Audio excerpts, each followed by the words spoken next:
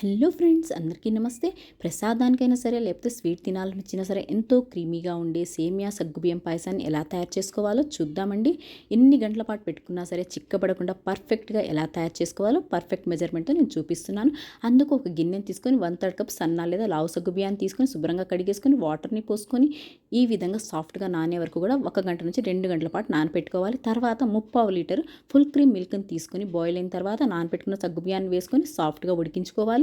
పక్కన ఇంకొక ప్యాన్లో 2 టీ స్పూన్ల ఫ్రెష్ నెయ్యిని వేసుకొని మీకు ఇష్టం వచ్చిన డ్రై ఫ్రూట్స్, పచ్చి కొబ్బరి ముక్కలు, 1/4 కప్ బ్యాంబినో సేమియాని వేసుకొని దోరగా వేయించేసుకొని సగ్గుబియ్యం పూర్తిగా ఉడికిన తర్వాత వీటిని కూడా చేర్చుకొని మిక్స్ చేసుకొని సాఫ్ట్గా ఉడికే వరకు కూడా ఉడికించేసుకోవాలి. స్వీట్నెస్ కోసం 1/2 కప్పు చక్కెరను వేసుకొని మిక్స్ చేసుకొని కాస్త చిక్కబడే వరకు కూడా ఉడికించేసుకోండి. ఫ్లేవర్ కోసం కాస్త యాలకుల పొడిని కూడా వేసుకొని మిక్స్ చేసుకొని లో ఫ్లేమ్లో 5 నిమిషాల పాటు ఉడికించుకున్నట్లయితే ఎంతో కమ్మగా ఉండే మీ పాయసం రెడీ అయిపోతుంది.